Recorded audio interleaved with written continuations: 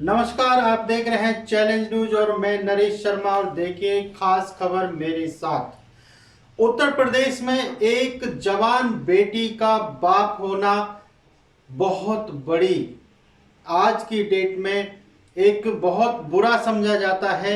आज हम आपको एक ऐसी ही घटना का जिक्र करेंगे।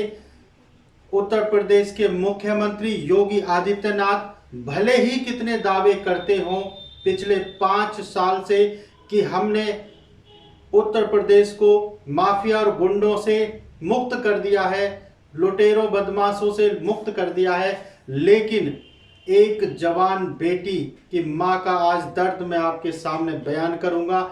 ये घटना है उत्तर प्रदेश के उन्नाव जिले की। वैसे तो उन्नाव जिला पहले से ही बदनाम है।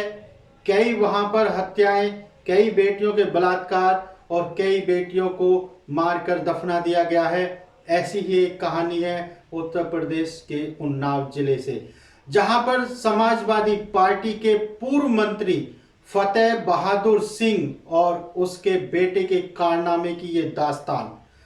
उत्तर प्रदेश के उन्नाव जिले में एक बेटी पिछले 2 महीने पहले अगवा हो जाती है। उसकी मां फरियाद लेकर के नज़दीकी थाने में जाती है।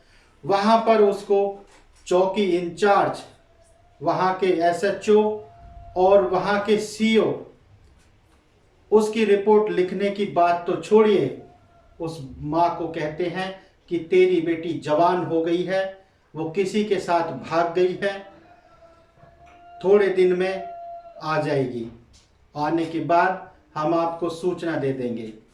बार बार माँ अपनी बेटी को लेकर के थाने जाती है, सीओ के चक्कर लगाती है, एसएचओ के चक्कर लगाती है, चौकी इंचार्ज के चक्कर लगाती है। कभी उसको कहा जाता है कि तूने अपनी बेटी के लिए अस्मत के 5 लाख रुपए ले लिए हैं। वो आरोप लगा रही थी समाजवादी पार्टी के जो पूर्व मंत्री हैं उनके बेटे राजोल सिंह पर, लेकिन पुलिस है कि सुनती ही नहीं है। पुलिस ने बार बार मां को वापिस कर दिया। मां और बेटे दोनों फरियाद लेकर जाते थे। पिता की पहले ही गम में मौत हो चुकी थी। एक जवान बेटी की मां क्या कर सकती है। गत 6 दिसंबर को अखिलेश यादव की रैली के सामने मां ने अपने आप को आग लगा ली, क्योंकि मामला समाजवादी पार्टी से जुड़ा हुआ था। समाजवादी पार्टी के गुंडे पहले ही मशहूर हैं और ये कोई नई बात नहीं है। उत्तर प्रदेश में जब इनकी सरकार थी तो जबरन बेटियों को उठा लिया जाता था, उनके बलात्कार करते थे और उनको मार करके दफना देते थे। लेकिन सरकार बदल गई, गुंडे नहीं बदले। समाजवादी पार्टी के पूर्व मंत्री के बेटे ने बेटी को उठाया, उसकी अस्मत लूटी और दोस्तों के साथ मिलकर अपने ही आश्रम के पीछे 7 फुट गहरे गड्ढे में खोद कर दबा दिया। मां को पता नहीं बेटी जिंदा है कि मर चुकी। पुलिस पैसे खा करके मंत्री के दबाव में मां को बार बार लौटा रही थी। जब ये मामला घटित हुआ, अखिलेश यादव की रैली के सामने मां ने अपने आप को आग लगा ली। उसके बाद उच्च अधिकारियों के कानों में बात गई और इंक्वायरी आई तो पता चला कि उसकी बेटी जिंदा नहीं है। मां और बेटे पर दुखों का पहाड़ टूट गया। बेटी की लाश को बरामद किया गया।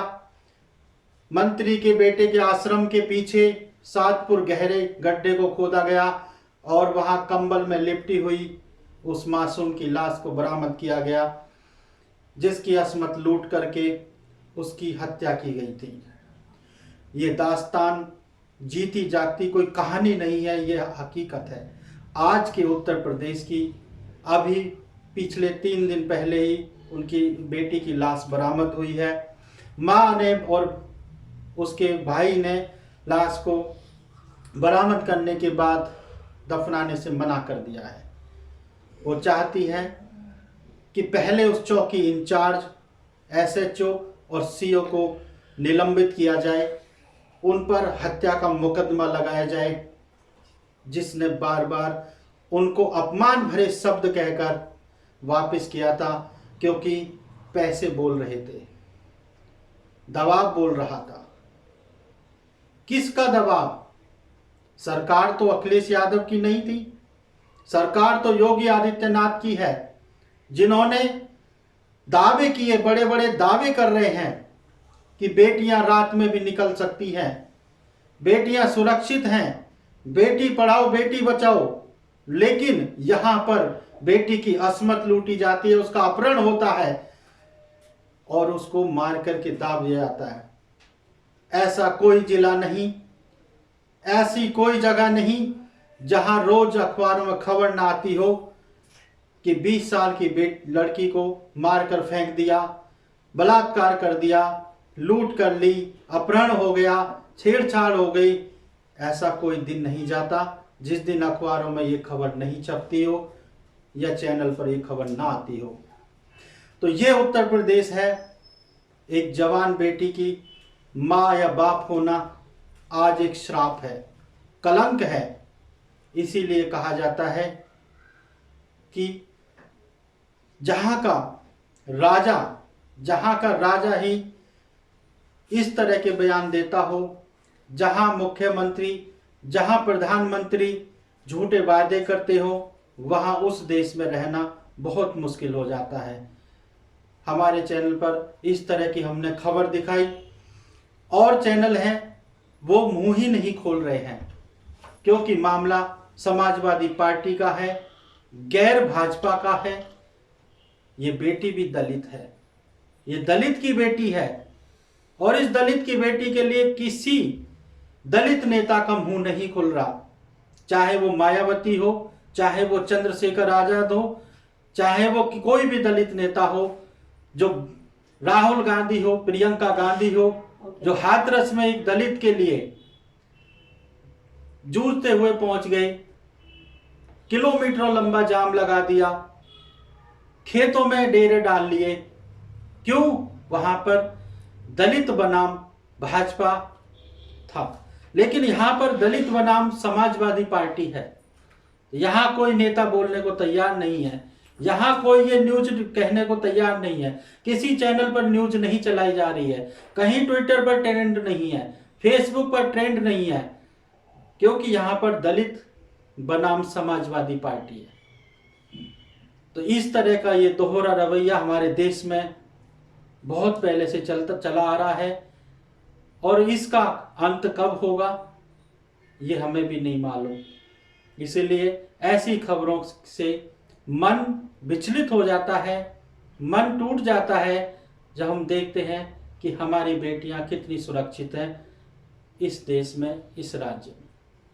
तो ऐसी ही खबरों को देखने के लिए जुड़े रहिए आप चैलेंज न्यूज के साथ। तब तक के लिए नमस्कार।